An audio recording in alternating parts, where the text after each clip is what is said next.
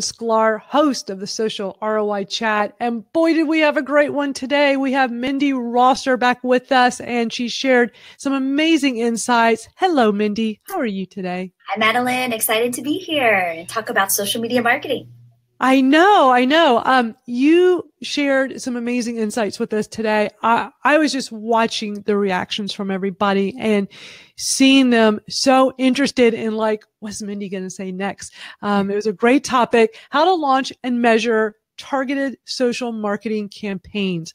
I think that's such a great topic. Tell us really quick before we dive in, what is your background? How did you get started in all the things that you do today? I kind of got into it by accident. I started as an author and I was trying to get word out about my books. Now, don't ask me where those books are because they are never going to see the light of day. I actually fell in love with social media as my day job. And so I really focused on the social media aspect and kind of forgot about the books. It's too much fun. Yeah. Well, you have a lot of experience talking about this topic today, and we're just going to dive right in because, I want to get your expanded answers. What's great about going from Twitter over to video now is that I was going to say we go from the 140 characters, but as of today, 280. And I tell you what, literally halfway through the chat, it went from where I could only do 140. And then towards the end there, I could do the 280. And it's like, oh, wow, this is going to be really interesting with Twitter chats. Watching JMatt do those long tweets, it's like, what if everybody did that during a chat? It's going to really change the dynamics. It'll be interesting to see, but so interesting how this happened right in the middle of our chat today. And so I like to call this going beyond the 140 characters, but I guess I'm going to now have to say going beyond the 280 characters of a Twitter chat and have you share your thoughts. And question number one, which was a really good one, how do you plan and research a social marketing campaign for the first time? I think that's always challenging. I think our first temptation is just to go to Google and search how to do a social media marketing campaign. And sometimes you can find some really great stuff, but a lot of this is very cookie cutter and plug and play, or sometimes it's even outdated. And so I feel like it's a little bit challenging. I feel like having a really good resource or somebody that you can ask is ideal. So if you know somebody who has run a social media marketing campaign, maybe ask your network and just see if there's anybody in your network that you know, like, and trust, who you can ask about doing a social media marketing campaign, because there's a lot of nuances to it. And if you do it wrong or you don't know exactly what you're doing, you can waste a lot of time and resources on not being able to set it up right and get the results you want. Right. And I saw a lot of other people in the chat saying the same thing, like looking at others to get ideas. And I know that can be really helpful. Shout out to Melissa Reyes, who just joined us live. And I saw that she came on the chat towards the end and she seemed very eager to want to learn about this topic. So I think she'll have lots to learn here. And for all of you watching live, feel free to post a question and we can have Mindi answer it live here. And Sue is here with us and she says, hitting 280 characters midstream is almost like hitting a Fitbit milestone. Your tweets reach the entire length of New Zealand. I have to say, this is going to be a milestone chat for us because literally halfway through it, I think most of us got the 280. And it's just interesting, like how right in the middle of the chat that all of a sudden we could double the character lengths of our tweets. So that brings me to question number two. How do you calculate the social media ROI for your campaigns? I guess the simple answer, and I mentioned this in the chat, is basically spending less. And that could be time, resources, energy, money than you are. So spending less than your, I'm saying it backwards, but basically you're spending less than you're getting more revenue than you're spending. So spending less. So I guess what it boils down to is just really focusing on setting up your campaign appropriately so you aren't just exhausted from either spending too much time, spending too much money, or trying a lot of things that don't work. Right, exactly. I think that's excellent advice. And looking over some of the answers that you were sharing a lot. It was just awesome watching you just go bam, bam, bam. You also said two most popular marketing KPIs. I know you touched on let's see. On question. Oh, that was question number 3. Okay. You know what? I meant to say question number 2. Okay. We'll do question number 2 in a second. I did it in the wrong order. Sorry about that. You were talking about when you were answering this question, that if you're if you're tracking traffic and leads, you set up goals in your Google Analytics and you use UTM codes in the campaign to track traffic and conversions.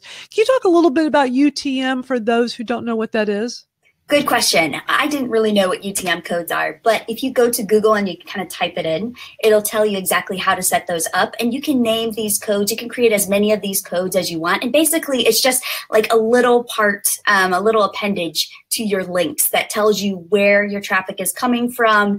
It also tells you what campaign it's a part of. So you can tweak it a little bit. So yeah, just type it into Google and it'll set you up. You can create your own codes within 2 minutes. That's awesome. And I think it's really smart to use those so you can really hone in on, like, you know, is this campaign working? I saw you tweet and a couple other people tweeting during the chat talking about how people don't always plan and they're, you know, flying by the seat of their pants. And while that can be very common, I think it's actually smart to step back and look at the big picture, the micro picture. What is it you're trying to do? And really doing it right. And those KPIs, you know, looking at all of that and I'm sorry, we're doing KPIs next. I'm getting this all in the wrong order. I'm so sorry. That when you're calculating this and you know, using those UTM codes, that is so important to look at each individual thing so you can see that, you know, is it working for Twitter? Well, when you're doing those codes, it'll let you know, is that one thing you're doing on Twitter working versus the thing you're doing on LinkedIn versus the thing you're doing on Facebook. So I think that's super, super smart to do. So what are some of the common goals and KPIs marketers use to measure their campaigns?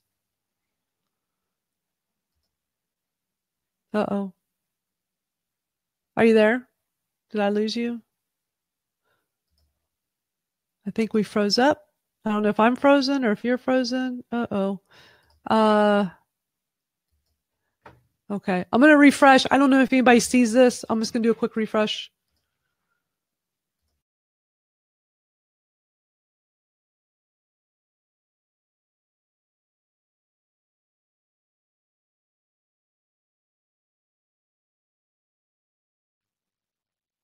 Okay. I don't know what happened. I don't know. Did I freeze? Or did you, like, you just stopped all of a sudden, but I don't know if it was you or me. I didn't see you freeze, so it must have been me. Okay. We'll be back. People will see us back on. That was odd. Okay. You know, technology sometimes does this. Let me just type real quick. We are back. Okay. Anyway, sorry about that. Let's kind of back up again. So what are some common goals and KPIs marketers use to measure their campaigns? I think one of the biggest ones and one of the most popular is tracking your website traffic. So knowing who's coming to your site. And this one is more of like a brand awareness thing. So you're getting out there, you're getting people to click over and being able to track where they're coming from. So this is an important one to track in Google. And you should track it on an ongoing basis, whether or not you are running some big campaigns or not. You should always know where your traffic is coming from.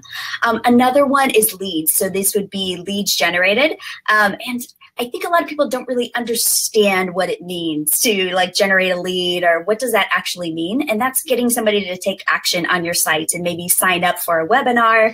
Maybe it's, you know, signing up for a download. It's pretty much, I think of it as getting that email address. It's like the golden ticket, you know. So when somebody signs up or does something on your website and they give you their email address, that's usually what most marketers would qualify as a lead.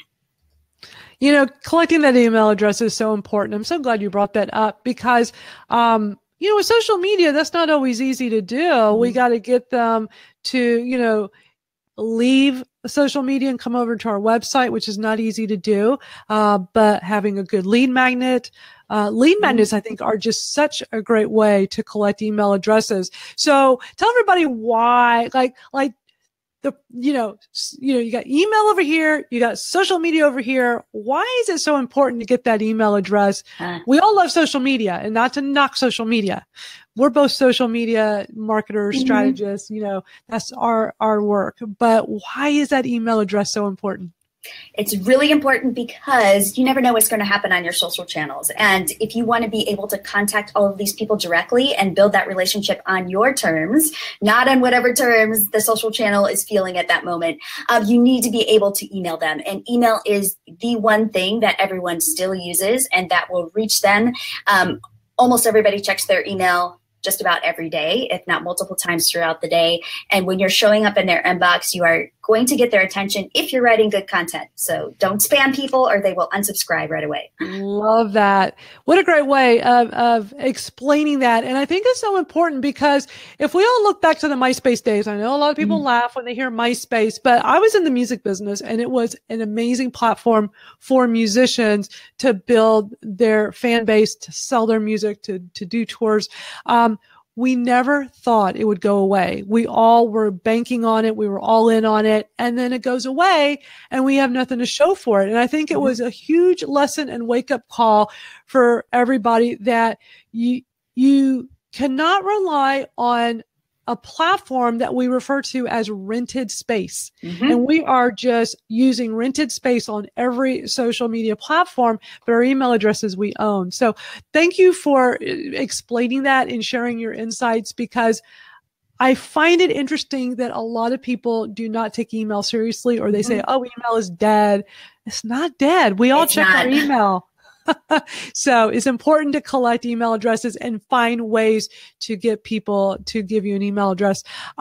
So question number 5, I really like this one. How can you tell if your social marketing campaign is successful? Yeah, I think the simple answer is, did you get what you were hoping from the campaign? Whether that was more followers, whether that was email addresses, was that more website traffic, leads generated, whatever it was, did you get that result? And sometimes the answer is yes. And that's what we all hope it is. It's yes. Right. And sometimes we also get the unexpected, like you may have been trying to grow followers, but you notice that, wow, your website traffic blew up, and that's great. So what have you learned from the campaign? Even if it wasn't successful on paper, have you built any relationships from that? I mean, this is like the soft, feely, touchy-feely side, not so analytical, but think of it in the big picture, just like you were talking about earlier, zooming out and zooming back in. So looking at the numbers, I feel like that's like the zooming in at the micro, all of that stuff. But then also zooming out and thinking, okay, I learned something, I grew from this, and here's what I'm going to do differently next time, or here's what really worked well.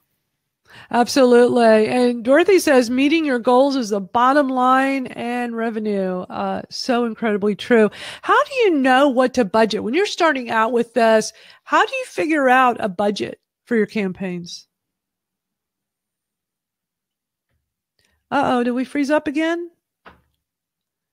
It looks like Mindi is frozen. Okay, I'm going to do another refresh. Hold, please. I'm sorry. Okay. Okay. I'm going to wait. She just dropped off. She's going to come right back.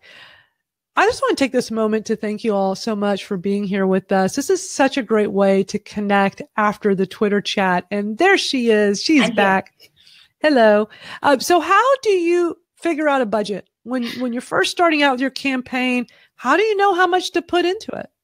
I feel like we all come from different backgrounds when it comes to budgeting. So some of us may come from a big company and we have a marketing budget. And a lot of times they'll just tell you, hey, this is your budget for a campaign. So use this budget and you have a number to start off and work with. Some of us are bootstrappers. And so we're trying to look at like the most economical ways we can spend our ad dollars, and whether that's even hiring somebody to do a campaign for us, whether that's, trying Facebook ads, Twitter ads, LinkedIn ads, putting all of the pieces together, creating content. And so I feel like I guess you can't really put a starting number on it because it really depends on your campaign and what you really want to get from it. I think what's really smart is to ask other people who've done campaigns on certain channels. Usually there are experts, like you probably would be the best person to go to for any Twitter campaigns. Like, where should I start? What's a good guesstimate? How should I set it up? So that's what I usually do, is I go channel specific versus going for like an overall ad budget. Right. I love that. I think that's great. You got to experiment and see what works. And what's interesting is, you could ask a colleague like, hey, how much are you putting into your ads? And they could, we'll just make up numbers here. They could say, I'm doing $500 a month, and we get great results. And you're like, okay, I'm going to go do $500 and do the same thing. And you get terrible results. What works for one person may not work for you. And I always say experiment to see what works. And then how do you feel about like A/B testing and like, trying a certain number of ads in the beginning to see which ones work best? Are you a fan of that? Definitely a fan. I feel like you do have to test. And I think A/B testing is one of the best ways to figure out what's actually working and what's not. Yeah, I agree. So last question, who's doing this right? What are some campaigns out there that you think are just rocking it? Some of the ones I think I mentioned, I like MailChimp, and I feel like they just are always doing a good job, and they always put a smile on my face because I'm coming from more like the B2B space. And so those are the types of campaigns that I watch. And MailChimp, yeah, I just feel like they just add personality and pizzazz to their posts. You see the monkey everywhere. I also like the Know Your Lemons campaign. I feel like that one was really good to just like raise awareness for breast cancer. And I felt like it just put like a cheerful spin on it because it can be such a very sad topic. And so I feel like their spin on it and just making it very positive, I think is brilliant. And then of course the Like a Girl campaign, I can't get away from that one. I just love that one because I'm all about strengthening females and empowering women. So that one is my absolute timeless favorite. I love that. When you put that tweet up about, I'm like, oh, it brought back memories. I think that is so well done. Such a great hashtag, right? When it comes to marketing, I think having a great hashtag will take things so far.